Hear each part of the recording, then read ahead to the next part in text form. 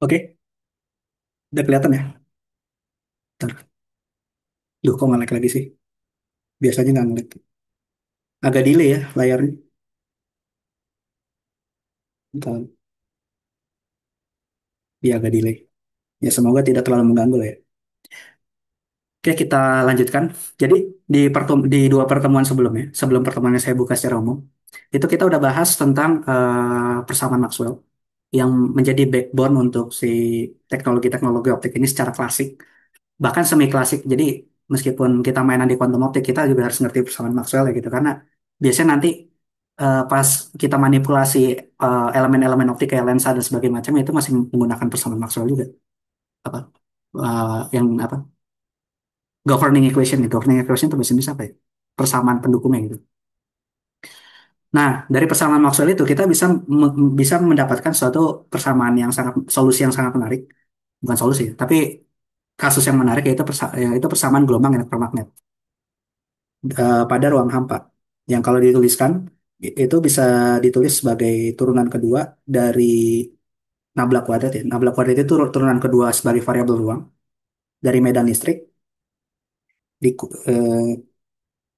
dikurang mu nol epsilon nol turunan kedua medan listrik terhadap waktu ini sama dengan nol. Nah, ini untuk persamaan medan listrik, dan untuk persamaan medan magnet ya ternyata dia bentuknya sama persis. Ya. Nah, ini adalah persamaan gelombang elektromagnet. Nah, ada implikasi khusus ketika dia persamaan itu bentuknya sama persis. Dan ini sifat-sifat yang cuma dipenuhi gelombang elektromagnetik di vakum atau di ruang hampa. Yaitu kita bisa mendapatkan suatu solusi yang kita sebut namanya solusi plane wave. Plane wave itu atau yang namanya gelombang bidang. Nah, solusi plane wave itu bisa diwakili. Jadi si persamaan ini bisa dituliskan jadi lebih sederhana dengan cara kita buat medan listrik dan medan magnetnya itu dia mempunyai fungsi yang berbentuk eksponensial dengan fasa yang konstan. Jadi bisa kita tuliskan solusinya itu bentuknya kayak gini. I K dot R.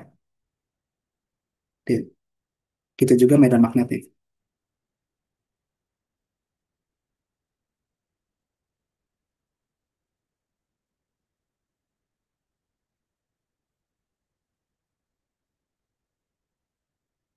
Oke. Nah, ini dua-duanya masih fungsi waktu. Masih fungsi waktu. Oke.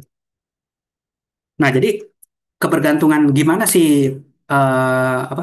Gimana sih medan listrik dan medan magnet ini nanti bervariasi ketika si gelombang itu merambat? Karena ingat, gelombang itu pada dasarnya adalah tadi getaran. Dan seperti yang aku bilang di awal, medan listrik dan medan magnet yang bergetar di gelombang. Artinya apa? Artinya ketika si gelombangnya merambat itu medan listriknya tuh nilainya nggak bakal konstan tapi bervariasi, naik turun.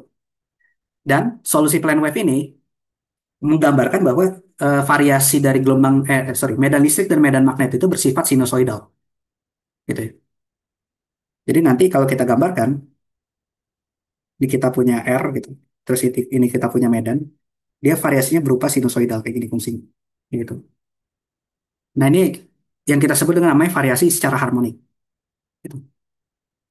Dan kalau kita lihat di sini, di depan dari si solusi solusi plane wave ini aku kasih tanda RE, yang artinya dari si solusi plane wave ini yang kita ambil adalah cuma komponen bilangan realnya aja. Nah, di video sebelumnya aku jelasin kenapa yang kita ambil komponen bilangan realnya aja. Karena medan listrik dan medan magnet itu merupakan variabel atau besaran fisis yang bisa kita rasakan pakai panca indera. Entah kita rasakan lihat pakai mata atau dirasakan pakai tangan gitu, pakai kulit. Contohnya kan kalau misalkan kita ada di dekat komputer gitu ya, komputer terus tangan kita deketin gini, ntar ngerasa bulu kuduk tuh kayak ketarik gitu ya. Nah, itu medan listrik sebenarnya. Jadi bisa bisa dirasakan oleh panca indera. Artinya mereka besaran, kalau secara matematis mereka adalah besaran yang nilainya pasti real gitu. Tapi ketika kita merumuskan suatu fungsi itu menggunakan fungsi eksponensial kayak gini yang ada bilangan imajiner ya, di eksponensialnya, otomatis fungsi tadi itu merupakan bilangan kompleks gitu. Jadi kita merumuskan suatu besaran real menggunakan fungsi kompleks itu. Makanya yang diambil adalah komponen realnya aja. Tapi ingat, bilangan kompleks itu kan pasti selalu punya dua, dua suku kan ya, suku real sama suku imajiner.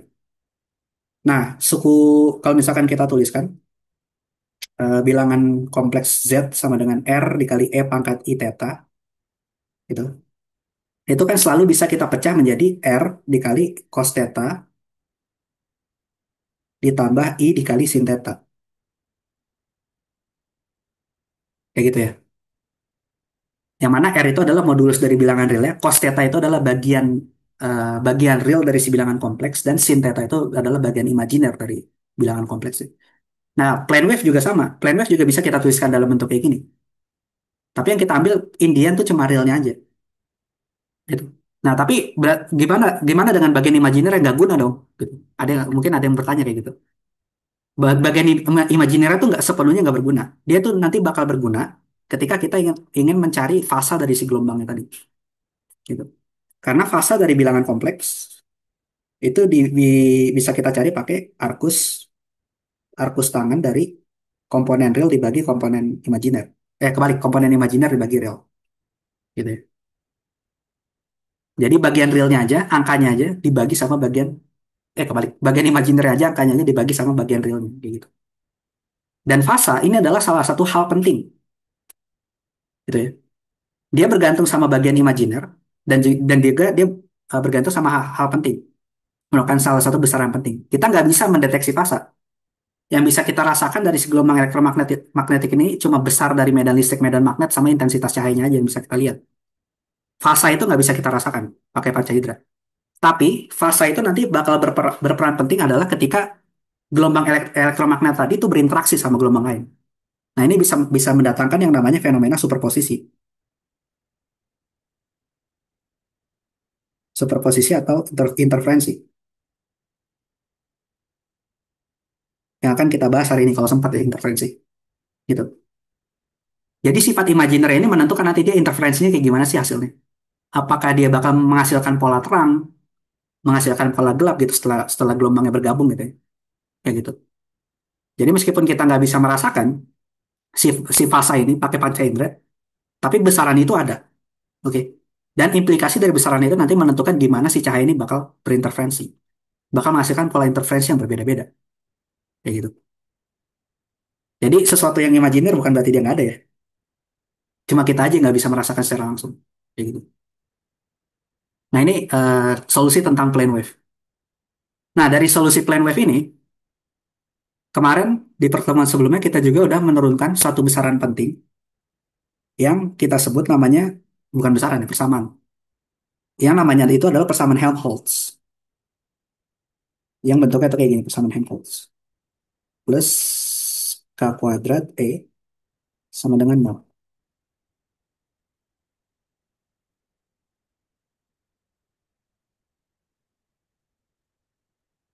Oke. Nah, ini adalah persamaan Helmholtz untuk medan listrik dan juga medan magnet. Nah, persamaan Helmholtz ini sebenarnya juga persamaan gelombang, gitu. Persamaan gelombang, tapi dia sifatnya umum. Bukan cuma gelombang elektromagnetik, tapi semua gelombang yang bentuknya itu ada nabla kuadrat sesuatu, nabla kuadrat dikali suatu fungsi, mungkin bisa aku tulis ya. Nabla kuadrat dikali suatu fungsi ditambah K kuadrat dari fungsi itu sama dengan nol. Kayak gini. Oke. Sorry agak delay. Nah, ini adalah persamaan Helmholtz. Dan fungsinya itu bisa fungsi apa aja, bisa skalar, bisa vektor gitu ya. Terus bisa berupa bilangan kompleks atau berupa bilangan imajiner, apapun dia fungsinya. Nah, ketika suatu persamaan itu memenuhi bentuk ini, itu kita sebut dia namanya persamaan gelombang Helmholtz. Nah, bedanya persamaan gelombang Helmholtz sama persamaan gelombang yang pakai turunan kedua terhadap waktu itu apa? Kalau yang persamaan gelombang Helmholtz, dia itu kasus khusus dari persamaan gelombang yang umum, yaitu ketika kita membicarakan bahwa si gelombangnya itu mengambil bentuk-bentuk plane wave atau gabungan dari plane wave tadi, gelombang bidang. Ya. Jadi si Helmholtz equation ini dia apa? Kasus khusus untuk plane wave, kasus-kasus plane wave.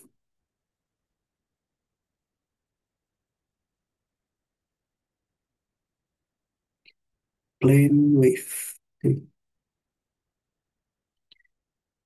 Nah, meskipun dia merupakan kasus-kasus khusus plane wave, apa sih namanya? Tapi dia juga nanti bisa dipakai, bisa digeneralisir untuk kasus-kasus yang lebih umum lagi, kayak contohnya kasus Gaussian beam, beam yang apa? Cahaya yang si fungsi gelombang itu bentuknya bukan pakai plane wave lagi, tapi pakai fungsi Gaussian, gitu. Fungsi Gaussian itu eksponensial minus minus suatu variabel kuadrat dibagi suatu konstanta normalisasi, gitu, gitu. Nah, ini fungsi-fungsi Gaussian, gitu. Nah, Gaussian beam juga bisa bisa diperoleh dari si persamaan Helmholtz ini, gitu ya. Jadi intinya adalah kita punya persamaan Maxwell. Dari persamaan Maxwell kita bisa dapat persamaan gelombang elektromagnet secara umum di vakum. Dari vakum kita ambil suatu solusi khusus yang kita sebut namanya solusi plane wave. Yang mana bentuk fungsinya itu adalah eksponensial bilangan kompleks. Dan dari solusi plane wave ini kita bisa, kalau kita masukin ulang ke dalam persamaan gelombangnya, kita bakal dapat persamaan Helmholtz, gitu ya. Yang mana persamaan Helmholtz ini dia mendeskripsikan bagaimana plane wave itu bergerak, gitu. Entah di vakum, entah di ruang hampa, gitu. Jadi nanti yang bakal berbeda itu adalah nilai K, gitu. Kayak gitu. Nah, terus di pertemuan sebelumnya, selain solusi plane wave, itu kita juga udah bahas bahwa yang namanya gelombang itu kan dia selain berubah-berubah terhadap posisi, gitu ya, dia juga berubah-berubah terhadap waktu. Gitu. Jadi ketika kita mengukur medan listrik pada detik ke nol, detik ke satu, detik kedua, detik ketiga, pada posisi yang sama, itu dia nilainya bakal berbeda. Karena dia juga bergetar terhadap waktu, kayak gitu. Nah, terus kita udah bahas sebelumnya, salah satu solusi yang paling sering dipakai untuk kebergantungan terhadap waktu ini adalah yang kita sebut namanya solusi time harmonic. Time harmonic atau solusi harmonik waktu. Nah, kalau solusi time harmonic itu medan listrik sama medan magnetnya, kebergantungan terhadap waktunya kita tuliskan sebagai suatu konstanta. Oke. N0 itu amplitudo dari medan listriknya yang konstan, gitu ya. Dikali dengan fungsi harmonik. Fungsi harmonik itu apa? Bentuknya sama persis kayak plane wave. Tapi bedanya sekarang yang di eksponensial itu bukan k dikali K dikali r, tapi omega dikali t, gitu ya. Nah, ini time harmonic namanya.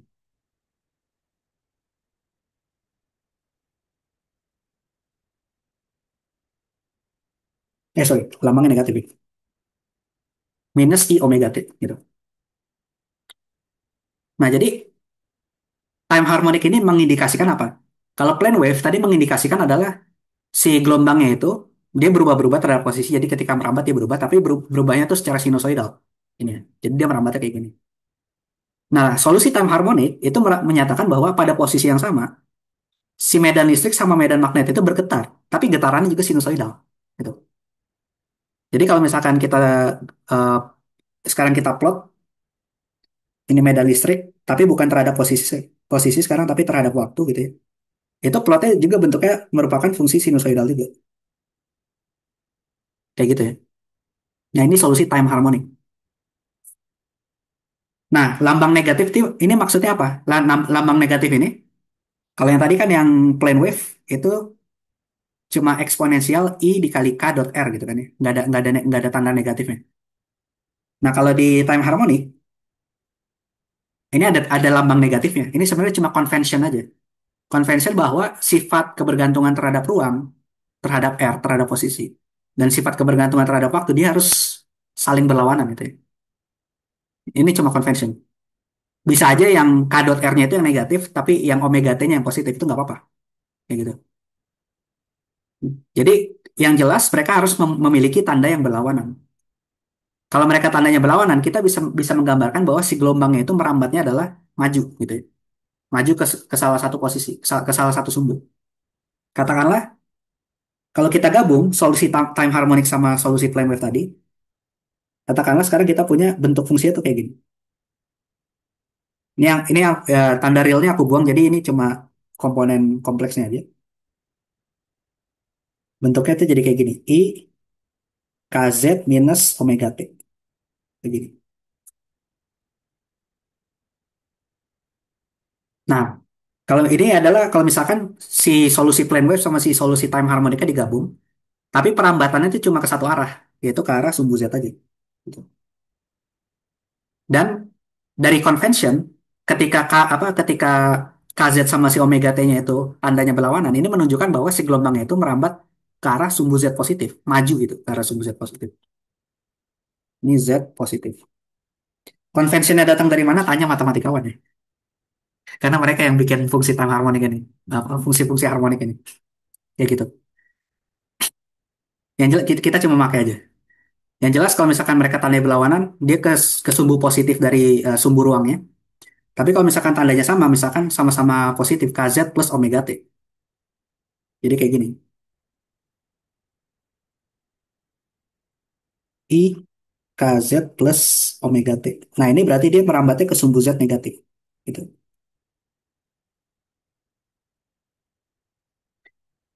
Gitu ya. Jadi antara KZ-nya dua-duanya positif atau KZ-nya dua-duanya negatif. Jadi bisa aja ditulis kayak gini juga. Minus I KZ plus omega T. Nah itu juga merambatnya ke negatif. Oke.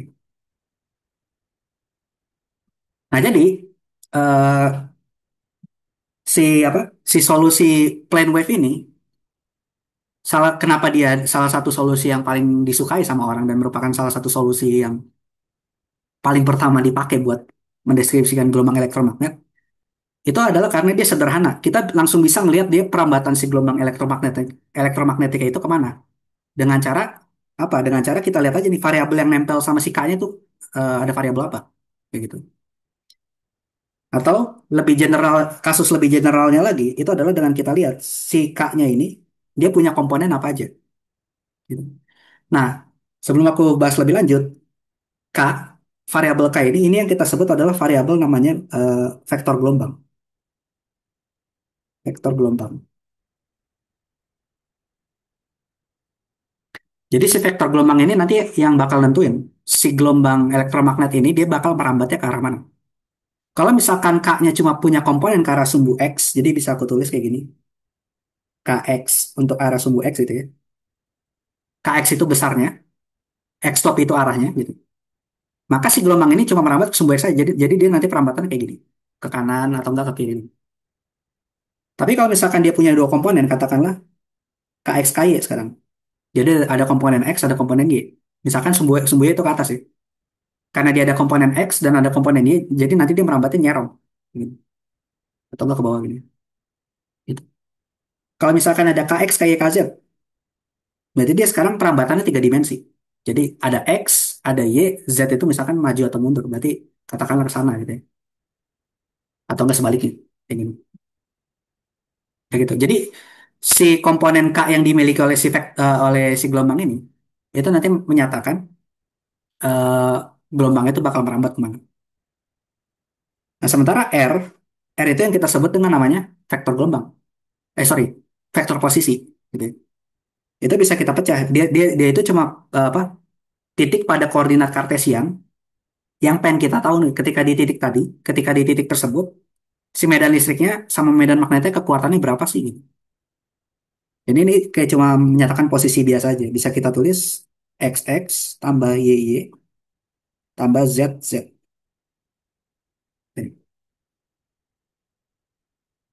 Nah, kalau kita lihat solusi si plane wave tadi yang paling awal, kalau di tiga dimensi si vektor gelombang ini, wait, wait, wait. Nah, kalau di tiga dimensi, si vektor gelombang ini adalah merupakan perkalian dot. Sorry, si solusi plane wave ini adalah si suku eksponensial itu perkalian dot antara vektor gelombang dengan vektor posisi. Hati-hati ya, ini perkalian dot. Jadi vektor K dikali dot dengan vektor R. Karena ada juga solusi gelombang elektromagnet yang bentuknya tuh kayak gini. I, tapi cuma K dikali R. Nggak apa, bilangan skalar K dikali bilangan skalar R. Nah ini kelihatannya mirip, tapi ternyata mereka adalah gelombang yang berbeda. Gelombang yang ini kita sebut namanya spherical wave. Spherical wave. Nah, bedanya spherical wave sama plane wave itu apa? Yaitu adalah dibentuk dari si gelombang itu sendiri.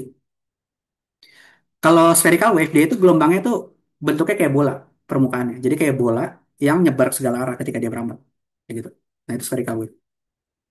Kalau plane wave, dia itu bentuk si gelombangnya, muka dari gelombangnya gitu. Itu adalah berupa kayak datar aja. Kayak permukaan datar yang geraknya ke samping.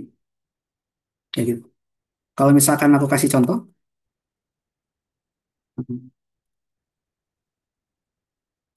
plane wave versus spherical wave.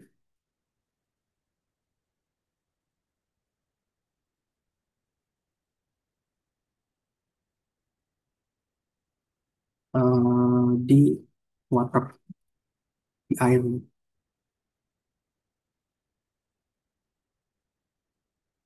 Nih, ada gambar yang bagus.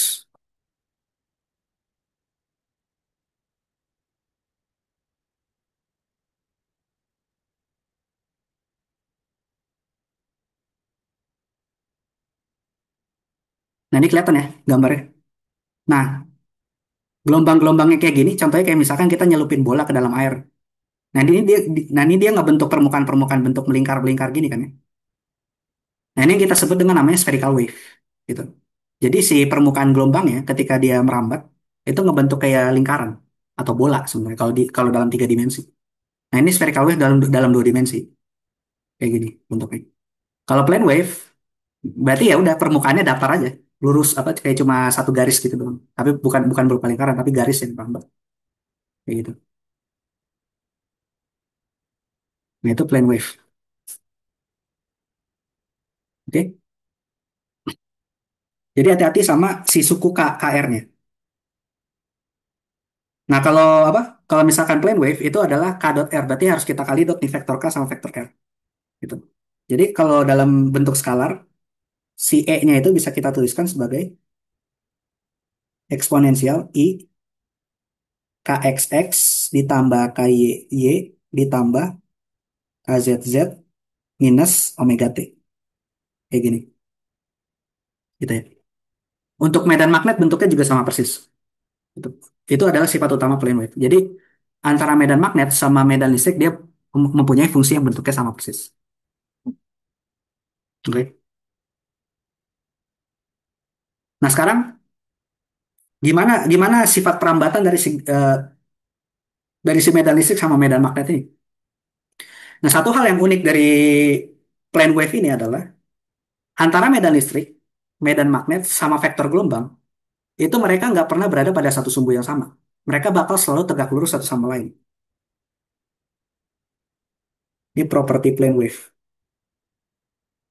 yang cuma dipenuhi oleh plane wave ya. Jadi kalau di spherical wave belum tentu dipenuhi.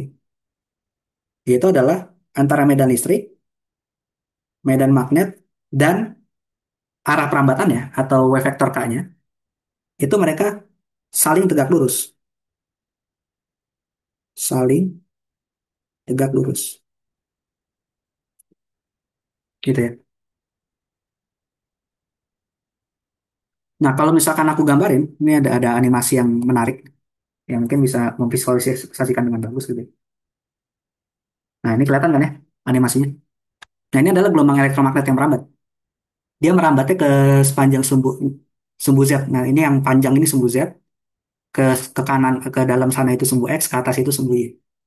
Nah, ketika dia merambat ke sepanjang sumbu Z, yang biru itu adalah medan magnet, yang vektor warna biru ini. Yang merah itu adalah vektor medan listrik.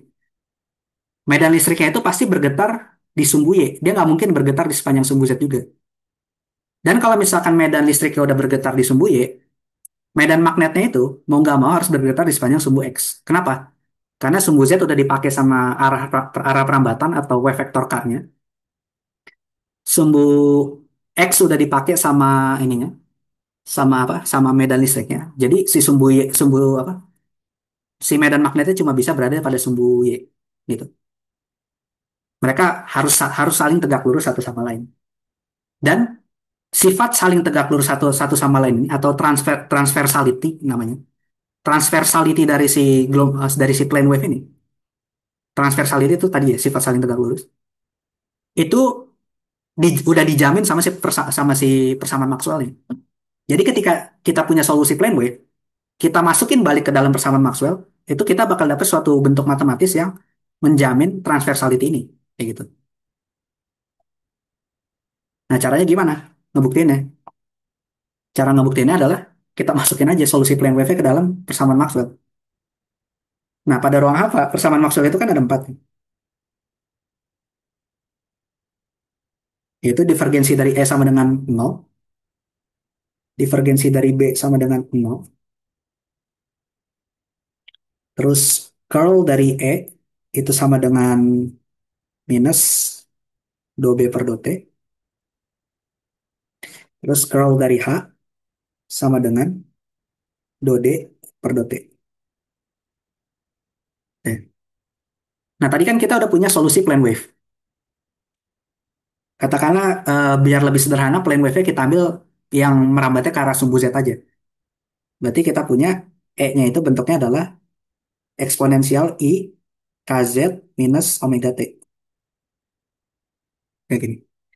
Terus medan magnetnya itu H sama dengan H0 eksponensial I KZ minus omega T.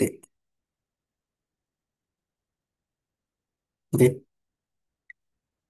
Nah, kalau E-nya kita substitusi ke dalam persamaan, dua persamaan pertama, yang persamaan divergensinya ini, yang kita peroleh adalah kayak gini ya. Nabla dot N0 E pangkat I KZ min omega T, kayak gitu. Sama dengan, nah ini tinggal kita kerjain aja ya, pakai aturan Leibniz. Aturan turunan perkalian, UV. Turunan UV kan adalah U aksen V tambah V aksen U. Berarti nabla dot N0 dikali E pangkat I KZ minus omega T, kayak gini.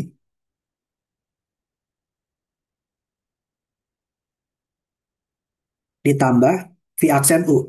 Berarti N0 dikali, dikali dot ya. Nabla E I KZ minus omega T. Kayak gini. Sama dengan nol. Oke. Nah, suku yang ini, itu otomatis nol. Kenapa? Karena di plane wave, amplitudenya itu selalu konstan. Dia nggak bergantung sama posisi. Jadi si variabel E0 ini, atau H0 itu dia vektor. Dia bisa aja, dia punya amplitudo yang arahnya beda-beda, gitu.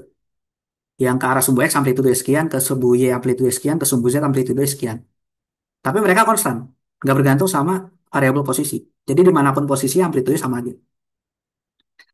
Nah, karena amplitudo konstan, terus kita turunkan.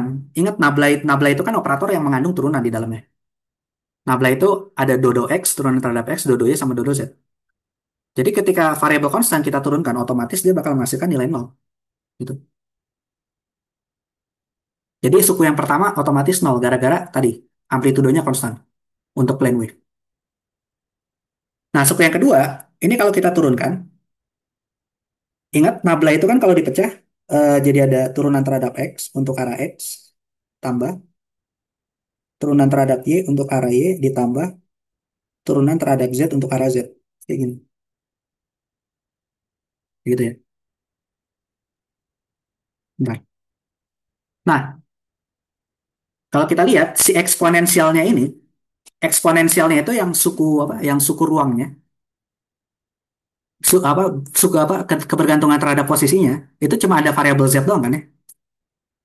Berarti kalau kita jabarkan dodo X untuk I KZ minus omega T untuk arah X tambah dodo Y E pangkat I KZ minus omega T untuk arah Y gitu ya, ditambah dodo Z E pangkat I KZ minus omega T ditambah untuk arah Z, sorry, bukan ditambah. Kayak gini. Kalau kita jabarkan. Nah, yang pertama, suku yang paling pertama, yang turunan terhadap X, ini otomatis bakal jadi nol. Kenapa? Karena si eksponensialnya nggak mengandung variabel X, dan kita turuninnya pakai turunan parsial. Artinya selain selain variabel X, kita anggap konstanta. Terus yang turunan kedua, yang ini juga bakal jadi nol. Kenapa jadi nol?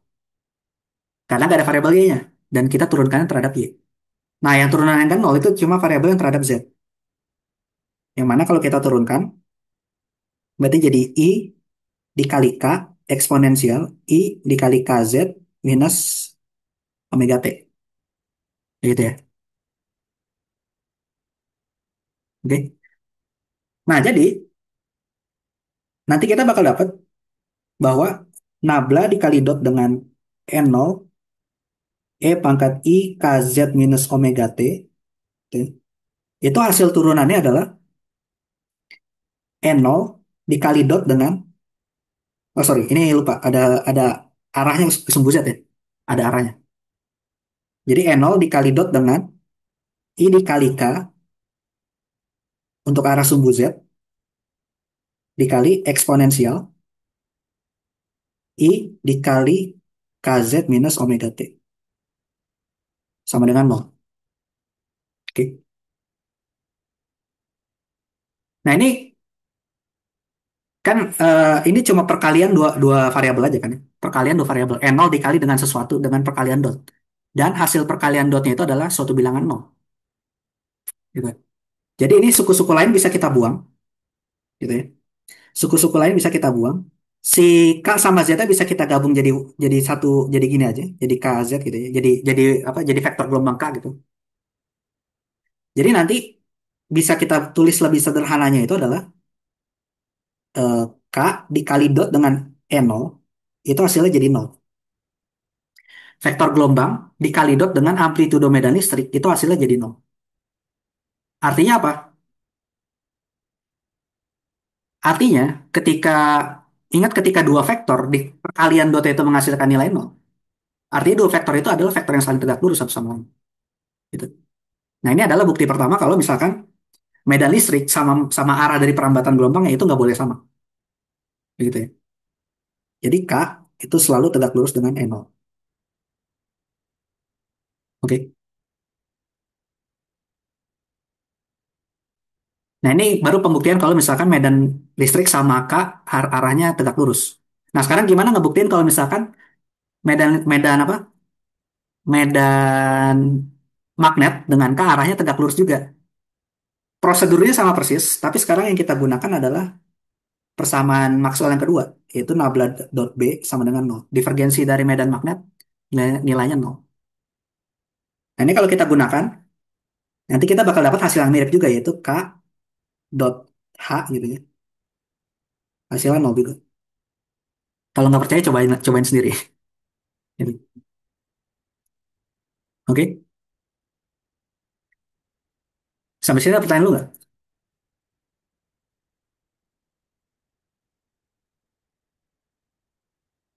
Belum ya? Masih pada bangun kan? Masih, masih. Nah, oke, oke, bagus, bagus. Pada semangat berarti. Kirain udah pada tidur. Oke, kita lanjut lagi. Nah, ini baru pembuktian bahwa medan medan listrik tegak lurus dengan arah perambatan, tegak lurus dengan W vektor K. Terus kalau dari yang bawah, ini medan magnet tegak lurus dengan W vektor K juga. Tapi apakah kalau misalkan medan listrik tegak lurus K, terus medan magnet tegak lurus K, mengimplikasikan bahwa medan listrik sama medan magnet itu saling tegak lurus? Nah, ini yang agak agak tricky. Jadi E tegak tegak lurus K satu, H tegak lurus dengan K. Nah, ini belum belum tentu E sama H itu tegak lurus satu sama lain, bisa jadi E-nya sama sama K apa? E sama H itu berada pada sumbu yang sama. Jadi E-nya pada sumbu X, H-nya pada sumbu X, K-nya pada sumbu Y atau pada sumbu Z. Nah, kan masih memenuhi dua persamaan ini kan? Gitu. Jadi kita butuh persamaan ketiga yang mengindikasikan bahwa E dan H itu saling tegak lurus. Persamaan ketiganya dapatnya dari mana? Dari persamaan Maxwell yang ketiga atau keempat, hukum Faraday atau enggak hukum Ampere. Tinggal pilih salah satu pengen yang mana. Nah, itu dua-duanya bakal mengindikasikan hasil yang sama. Misalkan yang kita pakai itu adalah yang hukum Faraday. Oke. Nah, kalau pakai hukum Faraday berarti nabla cross E itu bisa kita jabarin nabla cross N0 dikali E pangkat I KZ minus omega T. Kayak gini. Nah, ini kita terapkan aturan Leibniz lagi. Tapi hati-hati. Ini operatornya sekarang kita kalikan pakai pakai perkalian cross. Jadi jangan jangan ditukar ordernya. Gitu ya. Variabel yang adanya di sebelah kiri tetap sebelah kiri, yang di kanan tetap di kanan. Karena perkalian cross itu nggak komutatif. Nah, di sini kan E0 itu adanya di kiri ya, dulu lebih dulu. Berarti kita tetap kita tulis di kiri. Berarti kalau pakai aturan Leibniz, jadi nabla cross E0 dikali E pangkat I KZ minus omega T ditambah E0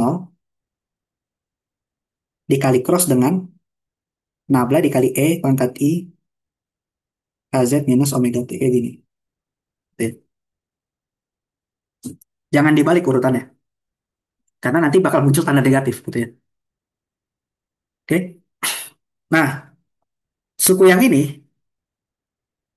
hasilnya otomatis, sorry, suku yang pertama tadi, yang nabla cross E0 itu, hasilnya itu otomatis bakal jadi nol juga. Kenapa? Alasannya sama. Karena ingat meskipun dia perkalian cross atau kita mengoperasikannya pakai curl gitu ya, bukan pakai divergensi, itu tetap ada operator turunan si nabla. Dan N0 itu adalah besaran konstan, amplitudo gitu ya, amplitudo dari si plane wave. Ya.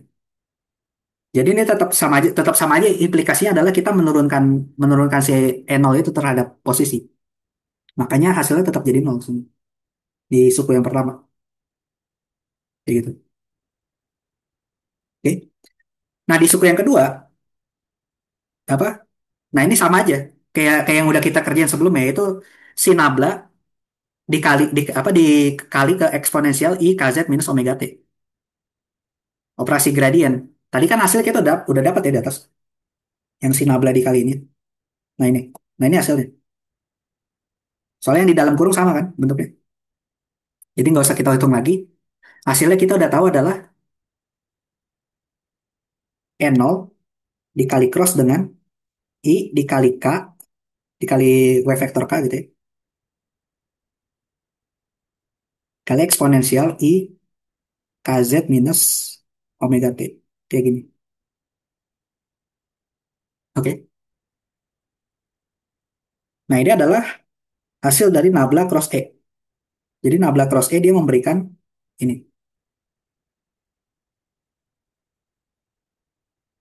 Oke. Sorry. Oke. Nah, ini bisa digabung. Ingat, kalau eksponensial bla bla bla itu kan besaran skalar ya. Kalau misalkan kita punya dua vektor yang dikali cross, besaran skalar yang mau dikalikan kemana dulu? Mau dikali ke N0-nya dulu, mau dikali ke K-nya dulu sama aja hasilnya. Nah, misalkan besaran skalar itu dimajuin ke depan jadi kayak gini. Eksponensial I eh, KZ minus omega T dikali cross I K. Ini. Atau I-nya ke depan juga lah. I itu kan skalar juga ya. Skalar, skalar imajiner. Nah, ini boleh, boleh, boleh aja ditulis ulang kayak gitu.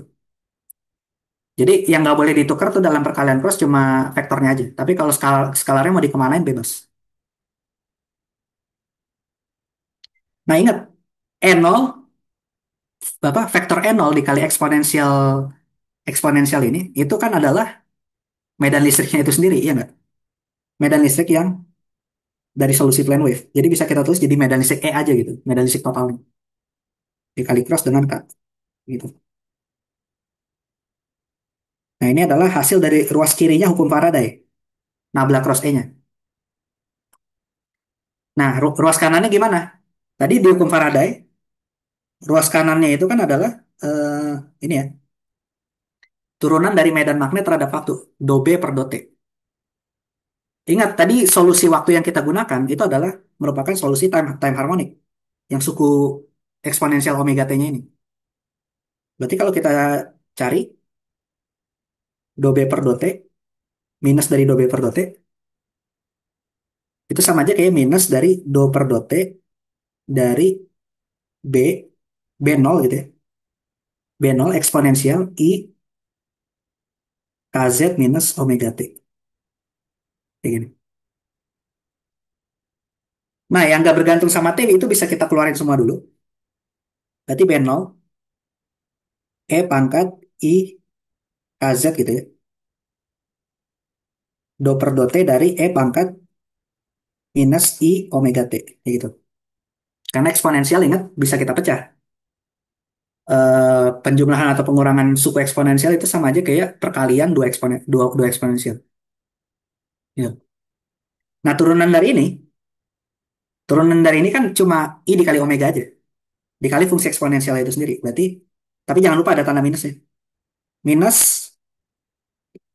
minus ketemu minus jadinya plus. Jadi plus I B0 E pangkat I KZ, sorry, di belakang aja nih. Dikali I omega gitu ya. E pangkat minus I omega T. Kayak gini. Oke. Nah, terus kalau kita gabung lagi si eksponensialnya berarti jadi I dikali omega dikali B0 E pangkat I KZ minus omega T. Kayak gitu. Oke. Nah, ini hasil dari suku ruas kanan ya, dari hukum Faraday. Yaitu dari minus 2 before delta-nya. Nah, sekarang kita gabung. Ruas kirinya tadi kan nabla cross E-nya kita udah dapat. Ruas kanannya kita juga udah dapat. Berarti ruas kirinya itu adalah I dikali E cross K. Itu hasilnya bakal sama dengan I dikali omega B0 E pangkat. Oh ya, lupa.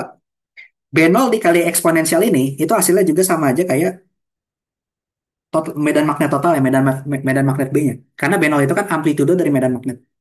Dikali eksponensial bla bla bla. Eksponensial bla bla itu cuma kebergantungan terhadap posisi sama kebergantungan terhadap waktunya. Jadi kalau digabung itu bakal memberikan medan magnet total si B-nya doang, nggak pakai nol gitu ya. Jadi bisa kita tulis kayak gini. Oke. Nah, jadi I-nya bisa cancel, habis. Nah, ini kita dapat hubungan. Kalau medan listrik, vektor medan listrik dikali cross dengan K, dikali cross dengan vektor gelombangnya, arah perambatannya, itu menghasilkan vektor medan magnet. Oke. Dengan suatu konstanta pengalil. Dan ingat, perkalian cross, makna geometrinya apa? Kalau kita punya dua vektor, vektor A sama vektor B, yang nggak sejajar gitu ya, pokoknya nggak sejajar, nggak nempel gitu. Terus kita kali cross, hasilnya adalah kita menghasilkan vektor ketiga yang pasti tegak lurus dengan A dan B, gitu. Yang kita sebut namanya vektor chain. Nah, di sini kita punya dua vektor kan ya, yang kita kalikan secara secara cross product, yaitu E dan K.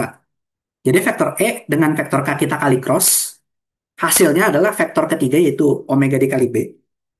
Dan arah dari si B itu pasti tegak lurus dengan E dan K. Gitu. Kayak gitu. Jadi, dari hukum Faraday kita bisa menyimpulkan bahwa medan magnet itu pasti tegak lurus dengan E dan K. Gitu ya. Itu T kebalik tuh maksudnya lambang tegak lurus ya. Kayak gitu. Nah, jadi kalau kita gabungkan hasil dari si dua penurunan pertama tadi, K itu kan tegak lurus sama E. Ya. K itu tegak lurus sama E. Tapi ternyata B tegak lurus dengan E dan K dari hukum Faraday. Artinya bisa kita simpulkan bahwa secara matematis E tegak lurus terhadap B dan E dan B tegak lurus juga terhadap K. Artinya mereka tuh nggak bakal berada pada satu sumbu yang sama. Jadi kalau kita gambar tiga vektornya, misalkan sumbu Z itu ke kanan gini. Nah, ini adalah vektor gelombangnya si K-nya. Sumbu Z, X-nya itu ke atas, sumbu X gitu. Sumbu Y-nya itu ke depan kayak gini. Maka kalau K-nya ke sumbu Z, terus apa E-nya itu ke sumbu ke sumbu X, sorry, ke atas kayak gini. Maka B-nya itu pasti ke sumbu Y, ke depan kayak gini.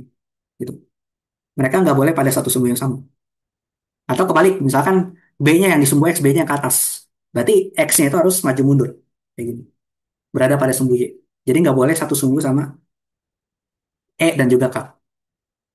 Kayak gitu ya. Oke. Sampai sini ada pertanyaan dulu. Maaf, boleh agak ke atas sedikit, Kak. Sorry, yang mana? Sedikit lagi, yang bagian membuktikan eh, Kak Oh, sama ini. E itu tegak lurus. Nah, ya, di sini, Kak. Eh, aku tuh masih bingung, Kak, kenapa bisa disimpulkan langsung itu tuh vektor K dot vektor E0 itu sama dengan nol dari atasnya itu tadi agak kelewat. Oh, dari ininya. Iya, Oke, kan apa sih namanya? Ini kan cuma perkalian dua vektor aja kan pada dasarnya. N0 dikali dot dengan vektor ini, vektor yang aku lingkarin pakai warna biru. Gitu. oke. Oke. Nah, yang aku lingkarin pada warna biru itu sebenarnya yang vektor itu kan cuma z-nya aja kan ya. Sisanya tuh Iya, kayak cuma besar besar dari vektornya, cuma nilai skalarnya aja. Oke. Jadi bisa aku sederhanain jadi kayak gini. Jadi K dikali dot dengan N0. Sisanya yang I-nya eksponensial kemana-mana itu masuk ke dalam K-nya gitu misalkan. Atau masuk ke dalam N0-nya. Atau dibuang aja. Karena itu perkalian skalar.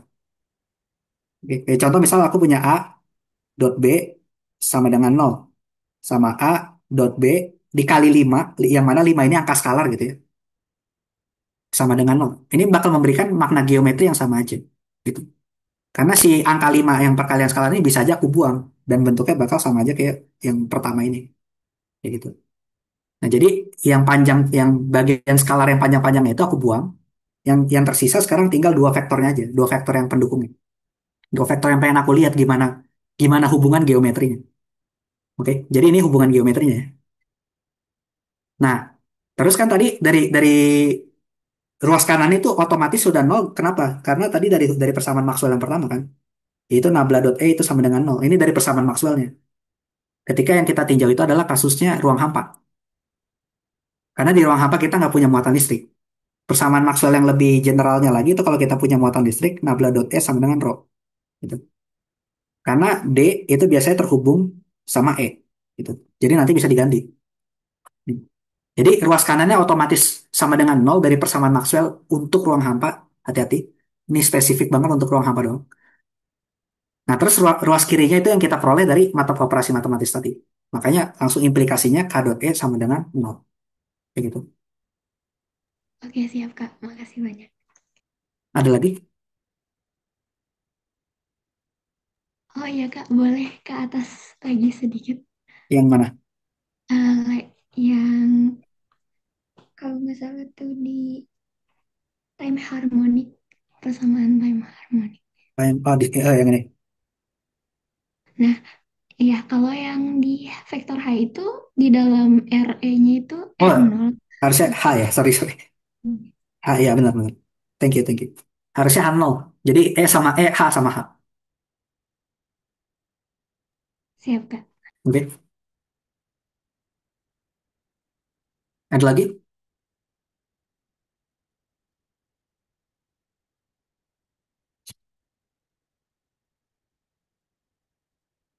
Aman ya? Oke, kalau aman kita lanjut lagi. Nah, jadi tadi kita udah membuktikan sifat perambatan dari si plane wave ini, yang mana merupakan konsekuensi dari persamaan Maxwell, yaitu dia perambatannya pasti antara medan listrik sama medan magnet itu bakal selalu transverse atau tegak lurus satu sama lain dengan arah rambatnya. Dan medan listrik dan medan magnet juga tegak lurus satu sama lain dengan dirinya masing-masing, gitu ya. Kayak gitu. Nah, ini dia punya sifat penting. Kenapa? Karena kita bisa mendefinisikan yang namanya polarisasi, gitu. Nah, tadi aku bilang di awal, kan perambatan gelombang itu bergantung sama wave vektornya, bergantung sama K-nya kan ya. Untuk plane wave itu bisa kita tulis KXX ditambah KYY tambah KZZ. Kalau misalkan apa KXX berarti dia gelombangnya merambatnya ke sumbu X doang, ke kanan doang, atau enggak ke kiri doang. KYY berarti ke atas doang, itu ke sumbu Y, atau enggak ke bawah gitu. KZZ itu arahnya ke sumbu Z, berarti ke depan doang atau ke belakang. Tapi bakal jadi ribet kalau misalkan mereka punya lebih dari satu komponen. Ya contoh misal KX-nya ada, KY-nya ada, KZ-nya ada, berarti merambatnya tiga dimensi, katakanlah serong kanan atas gitu, ke diagonal ruang gitu ya. Atau ke bawah gitu, diagonal ruang. Kayak gitu. Tapi kita bisa melakukan penyederhanaan. Kita bisa mendefinisikan suatu sumbu yang kita sebut namanya optical axis. Nah ini penting nih optical axis karena di eksperimen itu kita kan nggak bisa nentuin koordinat kartesian gitu kan ya. Yang kita lakuin adalah gimana caranya kita masang si setup si lensanya itu kita tempatin di posisi masing-masing. Jadi biasanya sifat dari cahayanya yang kita paksa ngikutin setup lensa yang kita buat. Nah itu yang kita sebut namanya optical axis. Optical axis ini adalah sumbu yang kita buat itu dia arahnya sejajar sama arah perambatan gelombangnya. Jadi katakanlah kita punya koordinat kartesian baku yang kayak gini. Ini Y, ini Z, ini X. Kayak gini. Terus gelombangnya merambatnya ke sini. Agak nyerong gitu ya. Si vektor K-nya. Nah, kalau misalkan kita gunakan koordinat kartesian baku itu ribet. Kenapa? Karena K-nya itu kan nyerong. Artinya kita analisisnya itu harus kita pecah, kita dekomposisi vektornya berdasarkan sumbu masing-masing. Tapi ada trik, yaitu dengan cara daripada kita pecah komponen vektor ya kenapa nggak si koordinat kartesian aja yang kita paksa ngikutin optical axisnya, yang kita paksa ngikutin arah vektor gelombangnya. Nah, jadi kita buat apa koordinat baru yang konvensinya itu adalah sumbu z itu ngikutin arah vektor k, kayak gini. Nah, jadi ini adalah sumbu z yang baru, kita katakanlah z prime gitu ya, atau z aksen. Nah, jadi kalau kita gambar ulang z aksennya, kita bisa bisa bisa bikin gambar yang baru gitu, gambar koordinat yang baru. Yang mana Z prime ini atau Z aksen itu adalah arah yang sama dengan arah si perambatan gelombang ini. Kalau misalkan kita punya sinar laser, itu arah garis sinarnya itu kemana gitu. Nah itu adalah si Z prime nya. Nah ini yang kita sebut namanya optical axis. Arah garis rambat dari si gelombang atau si laser yang kita gunakan untuk mempermudah analisis. Nah terus nanti medan listrik sama medan magnetnya tinggal dibikin tegak lurus saya terhadap si optical axis ini. Jadi kita bikin sumbu X yang baru sama sumbu Y yang baru. Kayak gitu. X prime sama Y prime. Gitu. Jadi nggak harus berpaku ke koordinat kartesian yang baku banget gitu. Kita sendiri gitu yang nentuin arahnya gimana.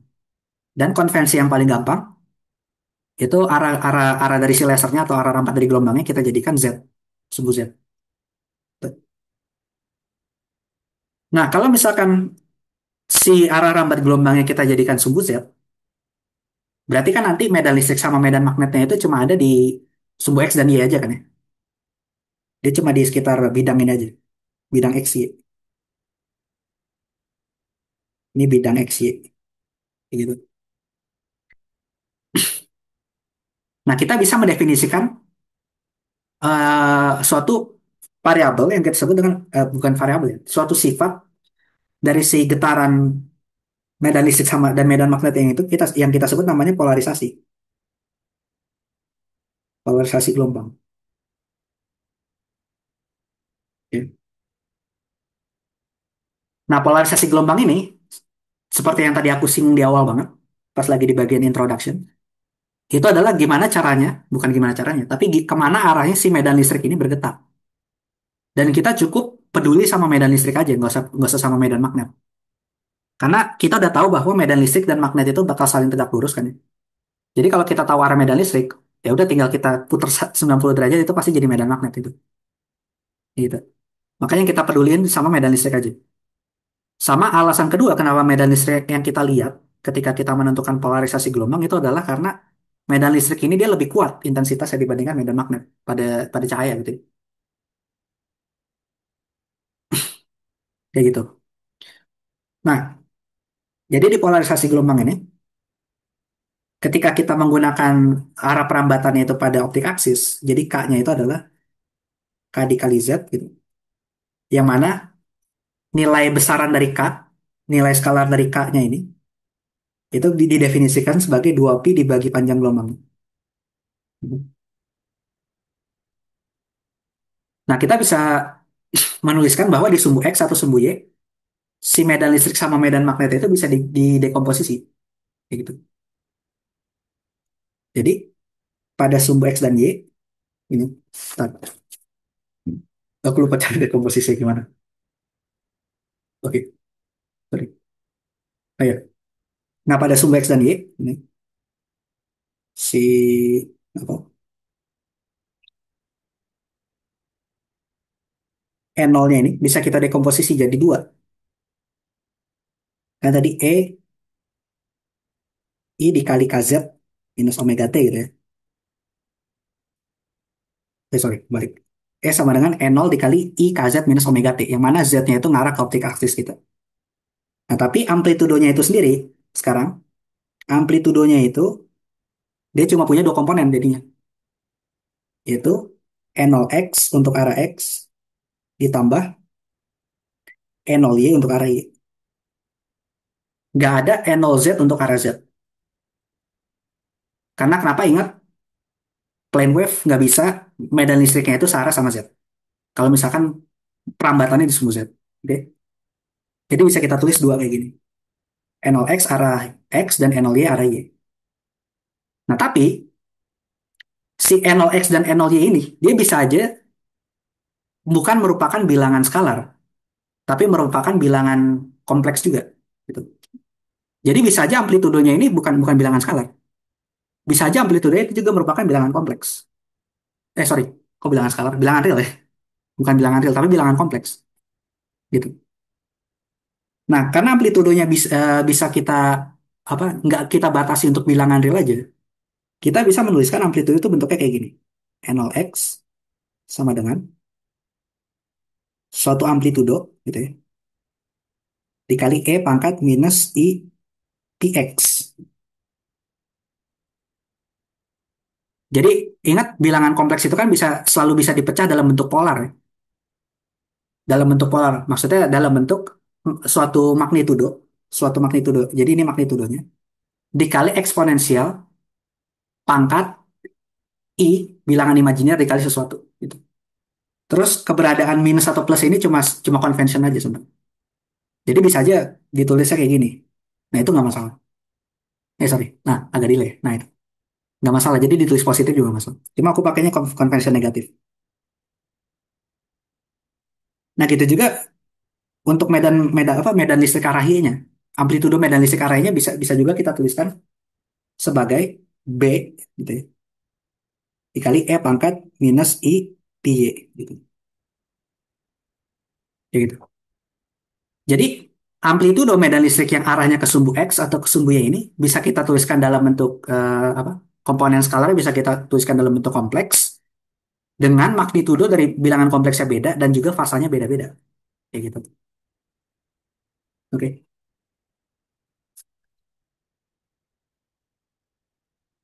Nah, di sini kita bisa mendefinisikan suatu vektor baru gitu ya. Suatu vektor baru yang mewakili si getaran dari medan listriknya ini, entah itu komponen X-nya atau komponen Y-nya itu arahnya kemana. Yang kita sebut namanya vektor Jones. Vektor Jones. Nah, vektor Jones ini apa? Vektor Jones ini adalah vektor yang menggambarkan nanti sifat polarisasi dari si gelombang elektromagnet ini kayak gimana. Dia getarannya dominannya kemana. Atau gimana bentuk getarannya gitu. Vektor Jones. Bisa disebut juga vektor polarisasi gelombang elektromagnet. Kayak gitu. Yang mana vektor Jones itu adalah sebenarnya cuma ini aja. Vektor kolom. Vektor kolom jadi vektor yang vertikal aja gitu. Isinya. Yang kolom apa yang baris pertamanya itu isinya adalah komponen arah X, baris kedua itu komponen arah Y. Kayak gitu. Kayak gitu. Nah, tadi kan udah kita tuliskan dalam bentuk bilangan kompleks. Berarti bisa ditulis juga A dikali E pangkat minus I pi X, B dikali E pangkat minus I pi Y. Kayak gini. Jangan pakai B dah ya. Ntar ketuker sama medan magnet. Sorry, sorry. Pakai A1A2 aja. Oke. A1A2. Jadi A1 itu apa amplitudo atau magnitudo dari medan listrik untuk arah X. A2 itu magnitudo dari medan listrik kompleks untuk arah Y. Oke. Nah, kenapa kita menggunakan definisi vektor Jones ini? Karena ingat, ketika suatu vektor dikalikan dengan fasa global itu apa? Dikalikan dengan suatu bilangan skalar. Oke, apapun bentuk bilangan skalarnya, itu dia nggak akan mengubah arah dari si vektor tadi. Oke, jadi kita punya vektor nih. Misalkan arahnya ke kanan atas kayak gini. Terus kita kali suatu bilangan skalar. Entah bilangannya positif atau negatif gitu ya, itu nggak akan mengubah arah. In the sense of apa ya? Nggak belok gitu, nggak dibelokin vektornya jadi. Oke, kita kali 5 misal. Ini kita punya vektor kali 5. Itu sama aja kayak arahnya tetap segini. Arahnya tetap tetap ke kanan atas gini. Tapi panjangnya jadi 5 kali lipat. Oke. Jadi ketika kita mengalihkan vektor dengan bilangan skalar, itu cuma nambahin panjang atau pendeknya aja. Tapi arahnya tetap sama. Arah dalam koordinat polarnya. Jadi nggak dibelokin. Ketika kita dikali 5, bukan berarti vektornya itu jadi belok sebanyak 5 kali kayak gini. Enggak. Tapi cuma arahnya sama, panjangnya jadi tambah panjang 5 kali lipat. Kalau pengalinya negatif, arahnya sebenarnya tetap sama, tapi jadi kebalik aja vektornya ke bawah. Gitu. Jadi pengalian dengan bilangan skalar itu cuma bisa nambahin panjang atau pendek ke vektor atau ngebalikin arah vektornya. Tapi nggak apa ya, nggak merotasikan vektornya udah dalam tanda kutip. Oke. Nah, terus bilangan skalar yang kita kalikan itu bukan berarti bilangan eh, be- bisa bisa juga bukan dikalikan dengan bilangan skalar aja, tapi bilangan vektor bilangan kompleks juga. Sorry, bukan gitu. Maksudnya bilangan skalar yang kita kalikan ke si vektor ini bukan cuma real aja, tapi bisa aja kompleks juga. Gitu. Nah, ketika kita kalikan dengan bilangan kompleks, itu sifatnya sama. Si vektornya itu nggak bakal berotasi, tetap tetap sama gitu posisinya. Cuma nanti fasanya yang berubah. Gitu.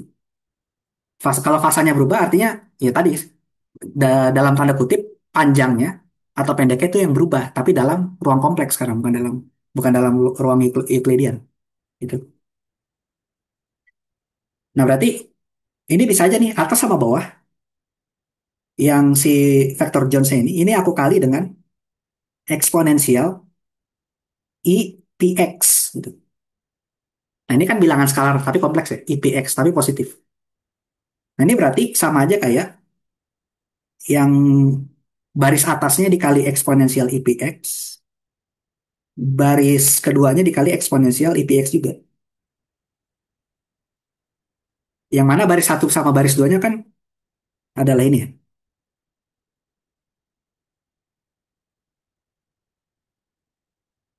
Nah, kalau dikali eksponensial I px, kedua-duanya berarti sama aja kayak suku eksponensial, tinggal kita tambah I dikali P dikali X.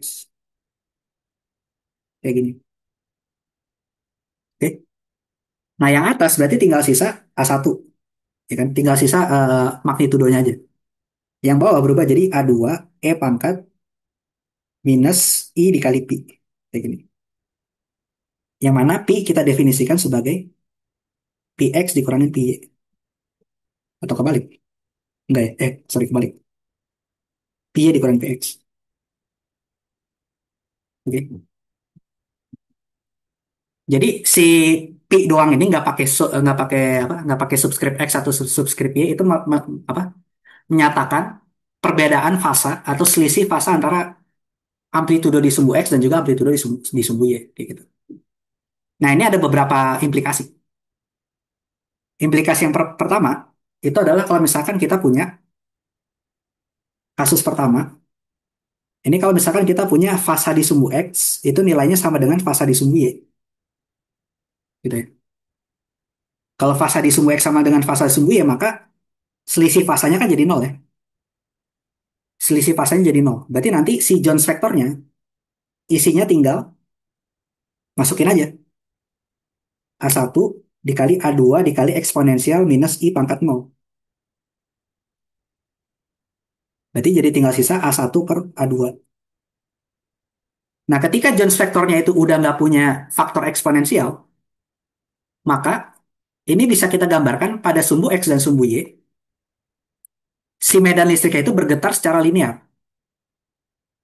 Jadi ini mengimplikasikan bahwa medan listriknya itu bergetar secara linear.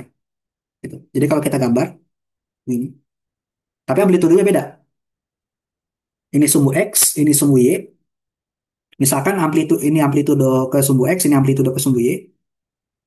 Berarti nanti dia bergetar kayak gini. Agak miring gitu ya. Kayak gitu. Jadi kita punya medan listrik itu nanti getar kayak gini. Tapi linear dia. Maksudnya nggak bentuk garis lurus, tapi miring. Gitu ya. Nah, kalau misalkan A1 sama A2-nya sama gimana ya? Sama aja, tetap linear-linear juga, tapi nentuin dia miringnya cenderung kemana, apakah apakah cenderung ke X aja atau cenderung ke Y aja gitu. Sama sudutnya berapa. Kalau misalkan dia A1 sama dengan A2, itu berarti nanti sudutnya yang dibentuk 45 derajat. Ya. Karena kenapa? Karena kita bisa mendefinisikan sini sudut theta gitu. Sudut theta yang dibentuk antara si medan listrik dengan sumbu X gitu. Itu adalah tan theta sama dengan A2 dibagi A1. Jadi magnitudo di sumbunya dibagi magnitudo di sumbu X. Jadi, kalau A2 sama dengan A1 berarti kan tangan tetanya sama dengan 1. Berarti tetanya 45 derajat. Ya. Nah, tapi bisa aja dia bergetarnya full di sumbu X. Kalau full di sumbu X berarti A2-nya 0. Dia nggak punya komponen arah sumbu Y. Kalau A2-nya 0, dia getarannya kayak gini.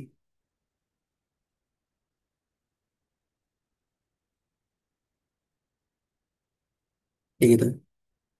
Jadi getarnya gini aja. Jadi merambatnya ke sumbu Z, misalkan sumbu Z itu maju gini. Sumbu Z depan berarti dia kayak gini, set, sambil maju. Kayak gitu. Oke. Kalau misalkan dia apa bergetarnya ke sumbu Y, vertikal kayak gini sambil maju, berarti dia A1-nya yang 0. Kayak gini. Ini X, di kayak gitu ya. Jadi vertikal getarnya terus maju ke sumbu X, ke optical axis. Kayak gini. Oke. Nah, ini kasus pertama. Kasus linear polarization. Linear polarization. Yaitu syaratnya itu adalah nggak ada selisih fasa antara sumbu X dan sumbu Y. Ini, selisih fasanya 0.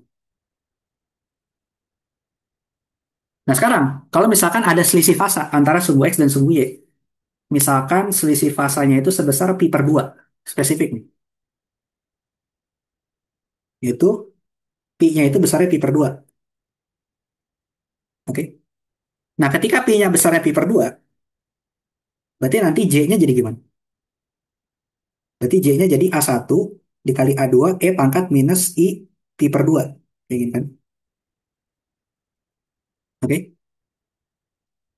Nah, ingat, kita bisa pecah pakai ini ya, pakai formula Euler, yaitu E pangkat I theta itu sama dengan cos theta ditambah I sin theta. Kalau minus pi per 2 berarti minus I pi per 2 sama dengan cos pi per 2 dikurangin I sin pi per 2. Yang hasilnya itu adalah sama dengan minus I. Minus I. Jadi nanti Jones vektornya tinggal bersisa A1 minus I A2. Kayak gitu. Nah, ketika, apa sih namanya? Ketika A1-nya itu nggak sama dengan A2, komponen di arah X-nya itu dia positif. Sorry, real. Tapi komponen di arah Y-nya itu dia imajiner. Dampaknya apa? Nanti kalau misalkan kita gambarkan di apa di bidang kompleks, itu si vektor J-nya itu bukan lagi bergetar linear, tapi sekarang muter dia, gitu. Karena ingat, bilangan imajiner itu adalah sama aja kayak kita punya suatu vektor. Kalau misalkan dia kita tambahkan suku imajiner itu sama aja kayak kita muter vektornya sebesar 180 derajat atau enggak 90 derajat gitu. Yang jelas seksi vektornya diputar. Suku imajiner itu menyatakan pembalikan fasa. Jadi diputar vektornya. Nah, jadi kalau misalkan kita punya suku real, J-nya itu ada komponen realnya, si A1, tapi ada komponen imajiner juga, si A2. Dia nanti bakal muter vektornya. Tapi muternya gimana? Kalau misalkan A1 sama A2-nya nggak sama, maka dia muternya itu bentuknya elips, bukan murni lingkaran. Nah, ini yang kita sebut kasusnya namanya elliptical polarization. Elliptical polarization. Kalau misalkan A1-nya sama dengan A2, nah ini muternya bentuknya ngebentuk lintasan lingkaran. Nah, yang ini kita sebut namanya circular polarization. Circular polarization. Oke. Nah, circular polarization ini penting karena kenapa? Secara klasik dia sebenarnya cuma kayak medan listrik yang muter aja, tapi secara kuantum itu ternyata ini memberikan properti partikel kepada si gelombang, yaitu dia nanti jadi si apa cahayanya punya spin angular momentum gitu. Nah, ini aku ada sedikit animasi biar lebih gampang kebayang. Mungkin bisa kita share screen. Eh, nah ini, nah ini adalah gelombang elektromagnetik yang memiliki polarisasi polarization. Jadi si medan listrik ini yang vektor warna cyan atau biru muda, ini muter-muter dia. Muternya itu bisa searah jarum jam, yang kita sebut dengan namanya right-handed polarization atau berlawanan arah jarum jam. Nah ini juga ada makna khususnya. Ketika dia muter searah jarum jam sama berlawanan jarum jam itu nanti nilai spin angular momentumnya, nilai S-nya itu bakal beda.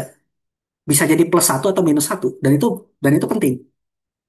Kenapa? Karena nanti kalau misalkan kita pengen gunakan si lasernya ini atau cahaya ini sebagai magneto-optical trap untuk ngejebak atom supaya diem tadi, itu kita harus tahu supaya atomnya diem kita harus nambahin spinnya atau ngurangin spinnya gitu. Jadi kita harus harus pilih dengan hati-hati.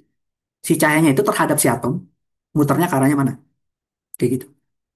Nah, dan conventionnya biasanya tiap buku beda-beda ya. Ada yang bilang kalau misalkan dia muternya searah jarum jam itu right-handed polarization. Sementara kalau berlawanan jarum jam itu left-handed polarization.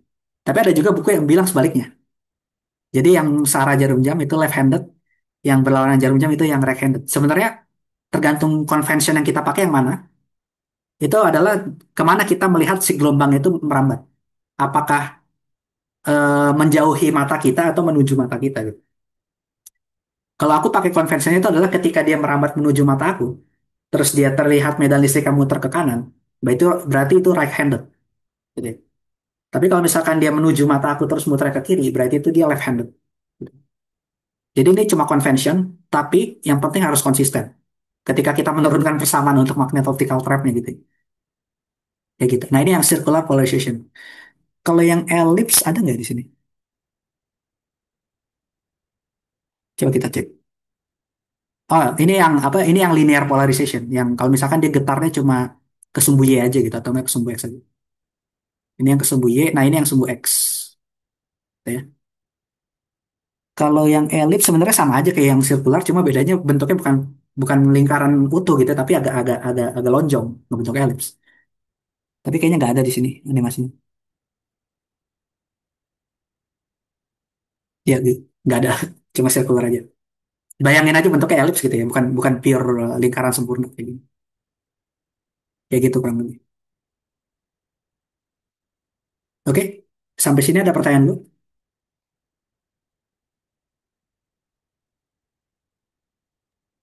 Aku ada pertanyaan. Ya.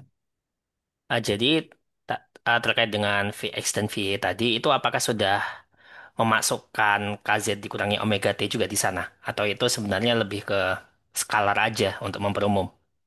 Oh, yang tadi, wait, yang ini ya, yang suku PX ini ya. Iya, Nah, ini yang KZ minus omega T-nya nggak dianggap. Kenapa? Karena ingat pas kita ngebahas tentang Jones vector atau J ini, yang kita bahas itu adalah amplitudo epsilon, N0 X-nya atau N0 Y-nya. Jadi in the end, si J-nya ini kalau kita pengen kita lihat perambatan full ya, J-nya kita kali lagi dengan apa si KZ minus omega T-nya. Ini kita cuma lihat amplitudonya aja. Kalau kita pengen lihat perambatannya berarti setelah kita rumuskan ini kita kali E pangkat I AZ minus omega T.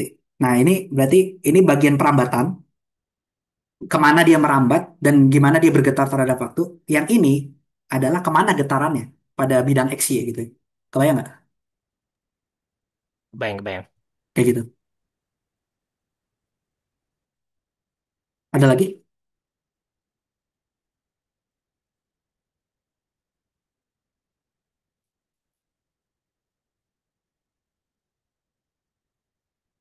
Oke, kalau belum ada lagi, mungkin kita cukupkan dulu ya segitu. Karena udah hampir 2 jam full.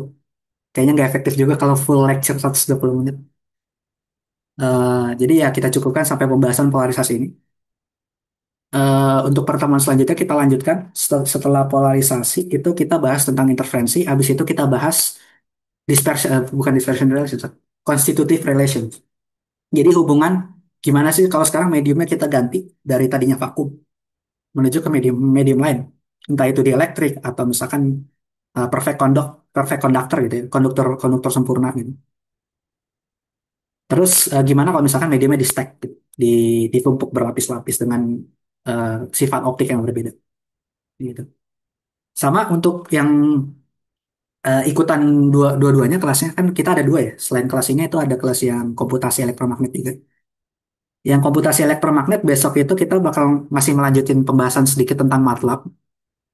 Jadi buat yang belum punya MATLAB mungkin bisa download dulu. Tapi kalau yang nggak punya lisensi ya nggak ya mungkin bisa tonton dulu aja. Ya kita bakal lanjutin pembahasan di minggu sebelumnya itu udah tentang udah ngebahas tentang beberapa komen-komen sederhana di MATLAB. Besok itu kita bakal coba untuk plotting, untuk pakai MATLAB untuk plotting dua dimensi, fungsi-fungsi dua dimensi. Jadi satu dimensi, habis itu dua dimensi.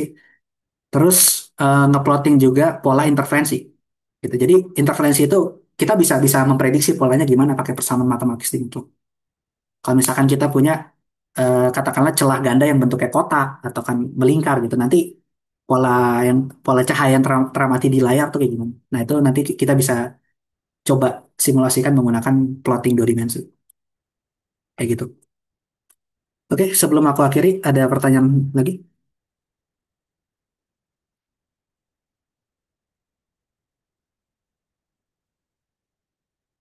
Belum ada ya? Oke, kalau belum ada, kita cukupkan dulu.